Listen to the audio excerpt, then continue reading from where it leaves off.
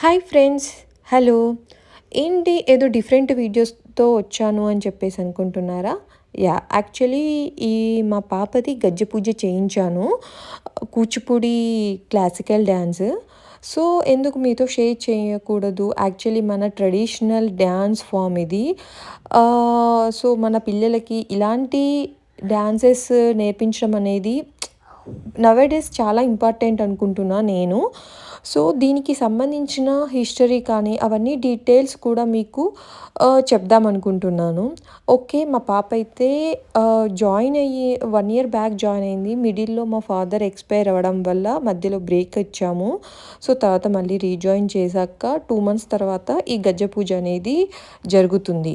So, ఈ కూచిపూడి అనేది మన క్లాసికల్ డాన్స్. సో, దీనికి సంబంధించిన హిస్టరీ కూడా మీతో షేర్ చేయాలనుకుంటున్నాను. బేసిక్‌గా కూచిపూడి నృత్యం ఆంధ్రప్రదేశ్‌కు చెందిన ఒక భారతీయ నాట్యం. ఇది కృష్ణా జిల్లాకు చెందిన కూచిపూడి మొవ్వ మండలం గ్రామంలో ఆవిర్భవించింది.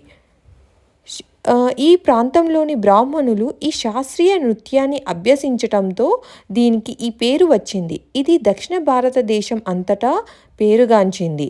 కూచిపూడి నృత్య రీతికి ఆద్యుడు సిద్ధేంద్ర యోగి. ఈ 300 ఏళ్ల క్రితం భరతముని ఈ నాట్యానికి సంబంధించిన వివిధ అంశాలని వివరించాడు. ఒక పద్యం ద్వారా అప్పట్లో 4 విధములైన నృత్యం ఉన్నట్లు గోచరిస్తూ ఉంది. వీటిలో దక్షిణ భారతానికి చెందిన దక్షిణాత్య కూచిపూడికి పూర్వ విధానమని తెలుస్తున్నది. శాతవాహనులు ఈ కళకు గొప్ప ఆరాధకులుగా ప్రసిద్ధిగాంచారు. దశాబ్దాలుగా ఈ నాట్య ప్రదర్శనలు వైష్ణవారాధనకే అంకితమైనాయి. అందుకే ఈ రూపాన్ని భాగవత మేళ నాటకం అంటారు.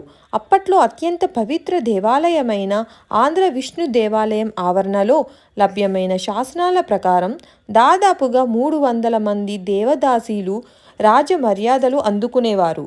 ఇక్కడ లభ్యమైన శిల్పాలు కూడా ఆ నృత్య కళాకారిణుల దైవ పూజగా భావించే అపురూప భంగిమలను దాచిపెట్టినట్లు కనిపిస్తాయి. చాలా కాలం వరకు కూచిపూడి నృత్యం దేవాలయాలలో ప్రదర్శింపబడేది. సాంప్రదాయం ప్రకారం పూర్వం బ్రాహ్మణ కులానికి చెందిన మగవారే కూచిపూడి నృత్యాన్ని చేసేవారు. అందుకే వీరిని కూచిపూడి భాగవతులు అంటారు. 15వ శతాబ్దంలో సిద్ధేంద్ర యోగి కూచిపూడి నాట్యాన్ని అభివృద్ధి చేసి పరిపుష్టం గావించాడు. అతని అనుచరులైన బ్రాహ్మణులు కూచిపూడిలో స్థిరపడి ఈ నాట్యాన్ని అభ్యసించటంతో ఆ ఊరి పేరే ఈ నాట్యానికి సిద్ధించింది. వేదాంతం లక్ష్మీనారాయణ శాస్త్రి, చింతా కృష్ణమూర్తి, తాడేపల్లి పేరయ్య, భాగవతుల విస్సయ్య వంటి కూచిపూడి నృత్య కళాకారులు దీనిని విస్తరించి సంస్కరించారు. ఇది భరతుని నాట్య శాస్త్రాన్ని అనుసరిస్తుంది. 1500 నాటికే కూచిపూడి భాగవతులు దక్షిణ భారతదేశంలో సుప్రఖ్యాతులైనట్లు మాచుపల్లి కైఫియతులో ప్రస్తావించిన కొన్ని విషయాల వల్ల తెలుస్తోంది. విజయనగర చక్రవర్తిగా పరిపాలించిన వీర నరసింహరాయలు ఎదుట కూచిపూడి భాగవతులు ప్రదర్శన చేస్తూ సంబెట గురవరాజు అనే సామంతుడు తన పాలనలోని స్త్రీల పట్ల ధన సంపాదన కోసం చేస్తున్న అసభ్యమైన ఘోరాలు ప్రదర్శనలిచ్చారని, దానిలోని వాస్తవ్యాన్ని పరిశీలించి రాయలు సామంతుణ్ణి ఓడించి పట్టి మరణశిక్ష విధించి వధించారని కైఫియత్తు తెలుపుతోంది. చురుగ్గా లయబద్ధంగా కదిలే పాదాలు, శిల్ప సదృశమైన దేహ భంగిమలు, హస్తాలు, కళ్ళతో చేసే కదలికలు, ముఖంలో చూపించే భావాలు, ముఖాభినయంతో కూచిపూడి నృత్య కళాకారులు సాత్వికాభినయం, భావాభినయం చేయడంలో ఉద్దండులు. నృత్యకారులు ధరించే ఆభరణాలు తేలికగా ఉండే బూరుగు అనబడే చెక్కతో చేస్తారు. కూచిపూడి భరతనాట్యానికి దగ్గరగా ఉంటుంది. ఒకే పాత్ర గల నృత్యాలు గాత్రాలతో జాతి స్వరం తిల్లానాలు ఉంటాయి. అదే నృత్యం అయితే భక్తుడు దైవంలో ఐక్యమయ్యే కాంక్షను తెలియజేసే సాహిత్యం ఉంటుంది. శైలిలో భరతనాట్యంతో పోల్చినప్పుడు గల భేదాలతో పాటు కూచిపూడికి ప్రత్యేక నాట్య రీతులు ఉన్నాయి. కూచిపూడి వారి నాట్య ప్రదర్శనములు చాలా ఉన్నాయి. వాని అన్నింటినీ కలాపములని, భాగవత నాటకములని 2 రకములుగా విభజించవచ్చును. వీనిలో కలాపములు 3: సత్యభామ కలాపము, గొల్ల కలాపము, చోడిగాని కలాపము. ఈ కలాపములోని విశేషమునగా కథగాని కథయొకటి ఉండును అనగా పేర్నకు మాత్రము వీనిలో భామావేషము వేసెడి పాత్ర యొక్కటే ప్రధానము. సూత్రధారుడు అనగా విదూషకుడో అట్టివారే నాట్యము నడిపింతురు. పదాభినయములోని ప్రధాన కళాభాగము ఆడుటకు అనువుగా పేరును కడ్డము తెచ్చి పెట్టుకున్న కథ ఆధారము గాగల ఈ కలాపములు ఉపరూపకములు కోవకు వచ్చును. అస్సాం రాష్ట్రంలోని మణిపురిలో గని, ఒరిస్సా రాష్ట్రంలోని ఓజోపాలిలో కానీ, గుజరాత్లోని గర్భా భావే నాట్యములలో కానీ ఈ ఉపరూపక లక్షణములు కనిపించవు. అవి అన్నయూ మన పగటి వేషకాండ్ర లీలావృత్తముల వలె ఉండును. కూచిపూడి వారిది లాస్యకళ. సత్యభామ కలాపమున దశవిధలాస్యాంగములలో 9 ప్రదర్శించబడును. ఇందు కలాపమందలి నాట్యగత్తె తాను స్వయముగా పాడుచు అభినయించును. కృష్ణుని భార్య సత్యభామను అనుకరిస్తూ చేసే నాట్యం భామా కలాపం. ఇది ఉషారూపకము. గొల్లభామ కలాపకం భానిక అను ఒక ఉషరూపకం. ఇందు 3 ప్రధాన భాగములుగా ఉన్నాయి. గొల్లభామ తెర బయలుదేరి రంగమున గొల్ల కులము వారిని గురించి ఉపన్యసించి తన చుట్టూను ఉన్న పౌరాణిక గాథలు అల్లుకొని పాదాభినయనం చేయుట మొదటి భాగం. సుంకరి కొండాయ ప్రవేశము గొల్లభామతోటి వాదులాట రెండవ భాగము.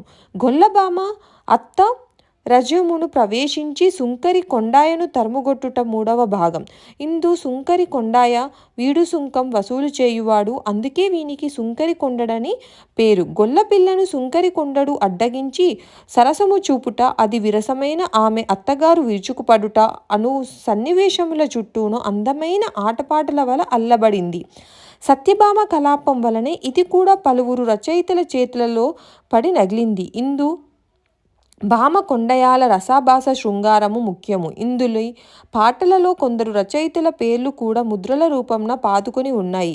ఎందరో మేళములు కట్టి ఆడగా ఆ సందున ఈ కలాపంను చేయి జొనిపిన వారిలో గోడవర్తి జగన్నాథం, తెన్నేటి వెంకటదాసు, చేవూరి ఎరకద్యాసు, సరస్వతుల సుబ్బయ్య అను వారి చాలా కృషి చేశారు. సాహిత్య దర్పంను భానికా లక్షణములు విపులముగా చెప్పబడినవి.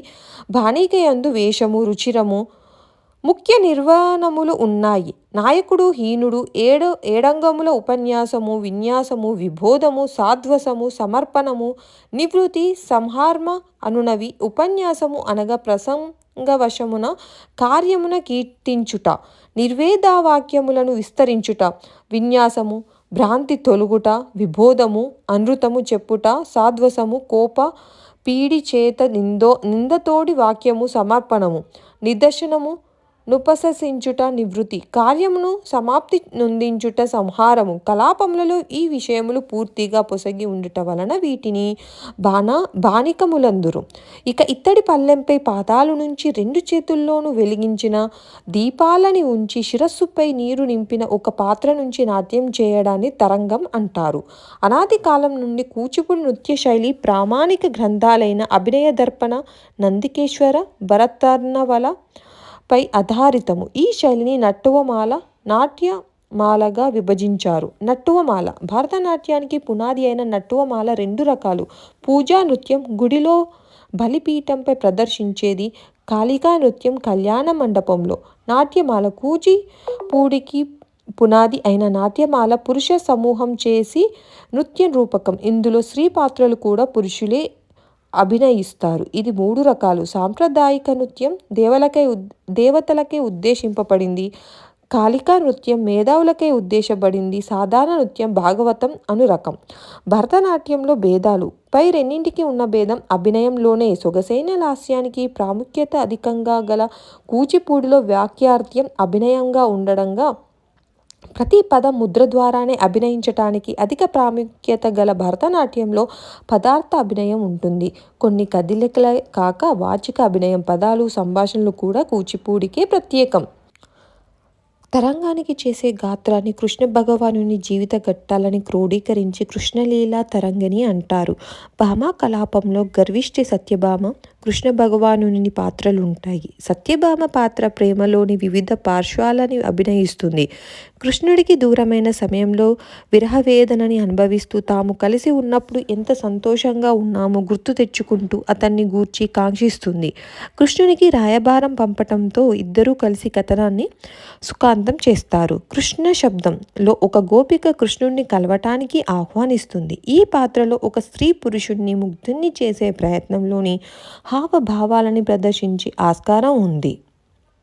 కొందరు ప్రముఖ కూచిపూడి నర్తకులు భరణీ శంకర్, వెంపటి చినసత్యం, నాట్యాచార్య షేక్ ఖలీల్, అనురాగ్ దేవశిషిష్ ప్రధాన్, జయరామరావు, శ్రీనివాసరావు, వేదాంతం లక్ష్మీనారాయణ శాస్త్రి, ఉమారామారావు, తాడేపల్లి పేరయ్య, చింతా కృష్ణమూర్తి, కొరద నరసింగారావు, మృణాలిని సారాభాయి, బాలాకొండలరావు, కృష్ణభారతి, పసుమర్తి వేణుగోపాల కృష్ణ శర్మ, స్వాగత్ కూచిపూడి, సూర్యనారాయణ శర్మ, యశోదా ఠాకూర్, విజయ్ పాల్ పల్లోత్, వంశీకృష్ణ శర్మ, మాలవికా రాంప్రసాద్, ఇందిరా శ్రీరామ్ దీక్షిత్, సిఆర్ ఆచార్యులు, నటరాజ రామకృష్ణ, శోభానాయుడు, వేదాంతం వెంకటనాగ చలపతిరావు, గురు జయరామరావు, వేదాంతం సత్యనారాయణ శర్మ, ఘంటా సరళకుమారి, యామిని కృష్ణమూర్తి, స్వప్నసుందరి, రాధారెడ్డి, రాజారెడ్డి, మంజు భార్గవి, వెంపటి రవి, శశికళ పినుమూర్తి, కమలారెడ్డి, కమలయ్యల రాజు, సంధ్య శ్రీ ఆత్మకూరి, శారదా జమ్మి, అనురాధ నెహ్రూ,